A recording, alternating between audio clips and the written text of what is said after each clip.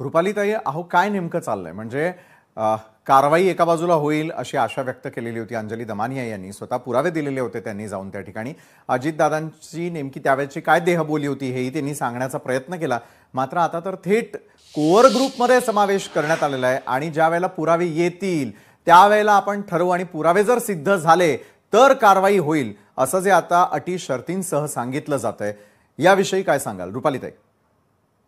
सगळ्यात महत्वाचं तुम्ही एक लक्षात घ्या, अंजनी दमानिया ताईंनी जे आरोप केले ते जे काही त्यांनी सांगितलं आता की मी शेतकऱ्यांचा घोटाळा काढला, ते सगळ्यांचे ते जे काही आरोप आहेत ना ते पडिलवार यांच्या केस मधले सगळे मुद्दे आहेत. त्यांची ती जशीच्या तशी याचिका त्यांनी ही मीडिया समोर आणली.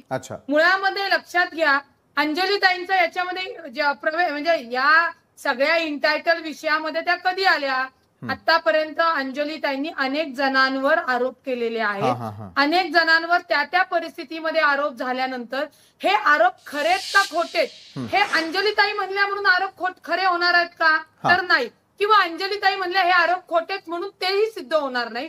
याला सक्षम यंत्रणा आहेत, त्या यंत्रणा तपास करणार आहेत. आणि जे अंजली ताई सकाळपासून म्हणतायत की मला कोर्टाशिवाय पर्याय नाही, अहो ताई कोर्टाचा पर्याय पहिल्या दिवसापासून होता तुमच्याकडे. परंतु ज्या कोर्टामध्ये मुख्य न्यायाधीशांच्या समोर हा शेतीचे हे जे काही आरोपाचे जी केस मधलेच मुद्दे आरोप म्हणून सांगतायत ते मुख्य न्यायाधीशांसमोर मागे घेण्यात आलेले आहेत. याच्यात इंटायटल एक लक्षात घ्या की या मागील काळामध्ये जो निर्दयी सरपंच देशमुख यांची जी हत्या झाली, खरं त्याच्यावर त्या गुन्हेगारांना शिक्षा देण्यासाठी, त्या गुन्ह्याचा तपास होण्यासाठी कोणीही इच्छुक नाही. परंतु यातनं राजकारण करून राजकारणाची पोळी भाजण्यासाठी किंवा अनेक जणांच्या ह्याच्यातनं माहिती घेऊन त्याप्रमाणे त्यांना राजीनामा देण्यासाठीच्या ह्या सगळ्या ज्या काही गोष्टी घडल्या या अत्यंत दुर्दैवी आहेत. ज्या एक लक्ष मला पूर्ण होऊ द्या, मला सांगू द्या की धनंजय मुंडेंवर जेव्हा आरोप करण्यात आले त्यांनी खुलासा केला, हे ऑफिस ऑफ प्रॉफिटचं सांगतात, त्याच्यावर धनंजय मुंडेंनी सांगितलं. आता अंजली ताईंनी माझी विनंती आहे की तुम्ही कोर्टामध्ये त्वरित जा. काय होईल जर ह्या कोर्टामध्ये सिद्ध करू शकला नाही तर कोर्ट त्यांना एकतर कॉस्ट ऑफ म्हणजे जी काय आहे तो निर्णय देईल, एकतर हे एक्सेप्ट तरी करेल, नाही तर फेटाळून त्यांना शिक्षा तरी होईल. कारण का कुणीही आरोप केले म्हणजे ते खरेच आहेत हे सिद्ध होत नाही. आणि आता आपल्याला बदलायला हवं, कारण का राजकारण्यांच्या मंत्र्यांच्या राजीनामा घेण्यासाठी अनेक लोक या समाजामध्ये आपल्या पदाचा, आपल्याला असलेल्या माहितीचा किंवा त्यांच्या समाजात असलेल्या तुम्ही माध्यमातून देणाऱ्या प्रसिद्धीचा ते गैरवापर करत असतात. परंतु आता अजितदादांनी स्पष्ट सांगितलेलं आहे, ठीक आहे अंजनी ताईंनी दादांना पुरावे देण्याचं सांगितलं, दादा त्यांना भेटले, त्यांचे पुरावे घेतले, पण त्या यंत्रणेतनं सिद्ध तर होऊ द्या. सिद्ध व्हायच्याच आधी जो मनचाहे आरोप जे करणार त्याच्यावरनं मंत्र्यांनी राजीनामा द्यायचा, ही कुठली नवीन पद्धत आहे? हे संविधानाला धरून नाहीये. बरं, तुमच्या प्रश्नाचं उत्तर मी अंजली ताईंकडून घेईन. मात्र किशोरी ताई काय आहे ना की एका बाजूला करुणाजी हा संशय व्यक्त करतात, किशोरी ताईंनी देखील एक महत्वाचा मुद्दा मांडला, तो म्हणजे धस यांच्या संदर्भातला. अहो महाराष्ट्रात इतकं सगळं काही सुरू असताना या होणाऱ्या राजकीय घडामोडी, त्यानंतर अजितदादांनी केलेली पाठराखण, या गोष्टी नेमकं हे प्रकरण कुठपर्यंत घेऊन जाताना दिसणार आहेत? म्हणजे एका बाजूला पुरावे मागायचे, पुरावे दिले तर ते आता सिद्ध होण्यापर्यंतची वाट बघायची, तर दुसरीकडे कोअर ग्रुपमध्ये मिळालेलं जे स्थान आहे तेही आपण सगळ्यांनी आज दिवसभरातल्या बातम्यांमध्ये पाहिलं.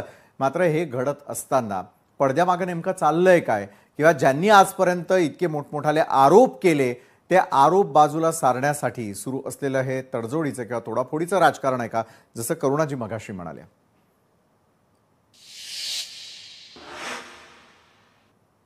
रुपालीताई अनम्यूट कराल आपल्याला.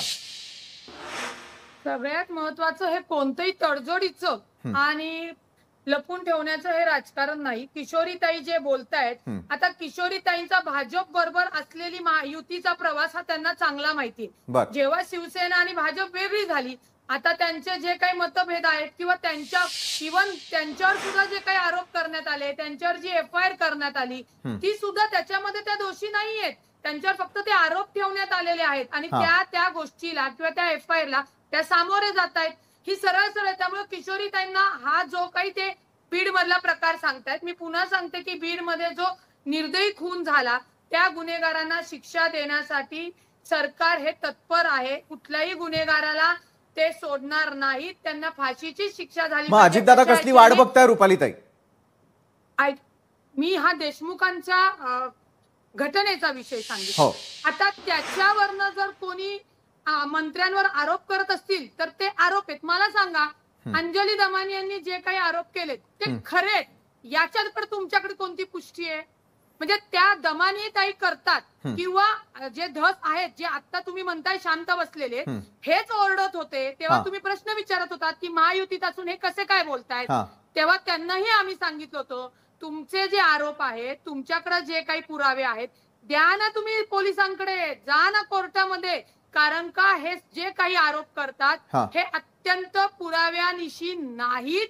हे राजकीय हेतूने एकमेकांची विकेट काढण्यासाठी, एकमेकांचं राजकीय करिअर उद्ध्वस्त करण्यासाठीचा हा प्रयास आहे. आणि ज्या करुणा मुंडे जे आता जे सांगतायत त्यांच्या बघा, त्यांच्या विषयामध्ये मी त्यांचा फॅमिली विषय आहे आणि फॅमिली मॅटर्स मध्ये जे जे कोर्टामध्ये पेंडिंग आहेत त्याच्यावर एक वकील म्हणून मी भाष्य करणं हे कायद्याने योग्य नाहीये. त्याच्यामुळे धनंजय मुंडेंवर जे जे आरोप आहेत ते आरोप तुम्ही कोर्टामध्ये त्वरित जा, ताबडतोब जा आणि कोर्टाने जर त्यांना दोषी दिल्यानंतर त्यांना त्यांचं म्हणणं योग्य म्हणजे ते जे म्हणतील ते ऐकतील. आणि कोर कमिटीने त्यांना का घेतलं तर धनंजय मुंडे हे राष्ट्रवादी काँग्रेस पक्षाचे कार्यकर्ते, पदाधिकारी आणि मंत्री आहेत. त्याच्यामुळे पक्षाने त्यांना कोर कमिटीमध्ये घ्यायचंय नाही घ्यायचंय हे नेत्यांनी कोर कमिटीच्या बसून तो निर्णय घेतलेला आहे. जर त्या प्रकरणात ते दोषीच नाहीयेत, त्यांचे ते आरोप जे आहेत ते अजून सिद्ध नाहीयेत, तर त्यांना तुम्ही गुन्हेगार ठरवू शकत नाही. आरोप्यांच्या फेऱ्यामध्ये त्या केसमध्ये ते आरोपी म्हणजे गुन्हेगार नाहीत. ही पहिली कन्सेप्ट सगळे राजकारणी, त्याच्यानंतर समाज सुधारक आणि जे जे समाजात जी दुसऱ्यावर आरोप करतात त्यांनी हे समजून घेतलं पाहिजे.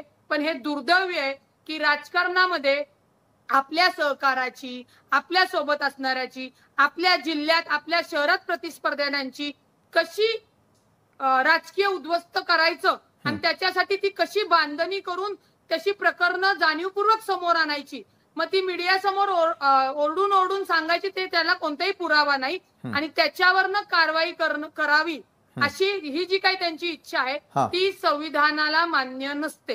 हे सगळ्यात महत्वाचं. बरं, तुम्ही कायद्याची बाजू समजावून सांगताय. अंजली दमानिया यांनी केलेले आरोप त्या स्वतः कोर्टात जातील, सिद्ध करतील. करुणाजी यांनी केलेले जे त्यांच्यावरचे आरोप आहेत तेही त्यांना सिद्ध करावे लागतील. मात्र रुपालीताई, तुम्ही मगाशी हात उंचावलेला होता आणि आपल्याला बोलायचं होतं की एक नवीन PIL तर होतेच आहे, मात्र त्याला जोडूनच प्रश्न आहे की आज सुरेश धस आणि धनंजय मुंडेंच्या भेटीमागचं कारण काय होतं नेमकं. सुरेश धस यांनी तर हा प्रश्न लावून धरलेला होता चांगला आणि कुठेतरी न्यायाची अपेक्षा असताना झालेली ही भेट, त्यामुळे राज्याच्या राजकारणात अनेक चर्चांना उधाण येताना दिसतंय.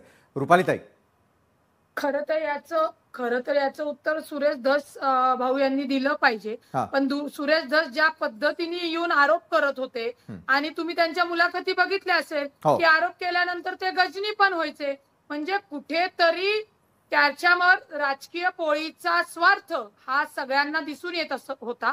असो, एक आमदार आहेत म्हणून आता ते म्हणले की मी सहज भेटायला त्यांना तब्येतीची चौकशी करायला गेलतो का काय गेलते ते तुम्ही सुरेश धस यांनाच विचारलं तर बरं होईल. कारण का आरोपाची सुरुवात ही त्यांनी केली होती आणि तीही खोटी होती हे पहिल्यापासून आम्ही सांगत होतो. आता तुम्ही विचारलं की अंजली ताईंना जे काही त्या आता CJN पत्र लिहिणार आहेत किंवा PIL दाखल करणार आहेत, लोकशाहीने त्यांना अधिकार दिलेला आहे, त्याचा त्यांनी योग्य वापर करून त्या गोष्टी कराव्यात. मला तर असं वाटलं होतं की एवढ्या आज जे काही 7 दिवस 2 महिने झालेले आहेत त्याच्यात त्यांनी PIL दाखल सुद्धा केली असेल, पण असो नाही केलेली त्यांनी. तर त्यांनी कोर्टाकडे जे काही त्यांच्याकडे आरोप आहेत किंवा जे काही त्या सांगतायत की हे पुरावे ते या मेहरबान कोर्टाकडे दाखल करावे. जाता जाता सांगते की ते सारखे ऑफिस ऑफ प्रॉफिट बद्दल सांगतात. त्याच्यातही धनंजय मुंडे भाऊनी क्लिअर सांगितलेलं आहे की त्यांचे आरोप एकतर अंजली दमानिया यांचे अत्यंत खोटे आणि धादांत आहे. व्यंकटेश्वरा ही जी कंपनी आहे ही थर्मल पॉवर स्टेशन अर्थात महाजनको कडून एकही रुपये धनंजय मुंडे असतील, हा. राजश्री मुंडे असतील, कमवत नाही. बरोबर. याचे सगळे जे काही त्यांचे स्टेटमेंट, त्यांचे कंपनीच्या बॅलन्स शीट हे सगळे ओपन आहेत. पण तरी सुद्धा त्याच्यावरनं हे जे काही खोटे आरोप करतात त्या प्रत्येकाच्या त्यांच्या आरोपाला स्वतः धनंजय मुंडे यांनी जसं पुरावा न देता यांनी आरोप केलेत, तर धनंजय मुंडेंनी पुरावे देऊन हे आरोप कसे खोटेत हे सांगितलेले आहेत. आता पुढची लढाई ही कोर्टाकडे त्या करणार आहेत, तर त्यांना आमच्या शुभेच्छा आहेत. फक्त कोर्टाने जरी ते फेटाळल्या, त्याच्यानंतर भाजप सोबत आहेत म्हणून फेटाळल्या कोर्टाने असं म्हणू नये. एवढंच आम्ही परमेश्वराकडे मागणं मागू. बरोबर आहे अंजलीताई, याचा विचार करतील रुपालीताई. हा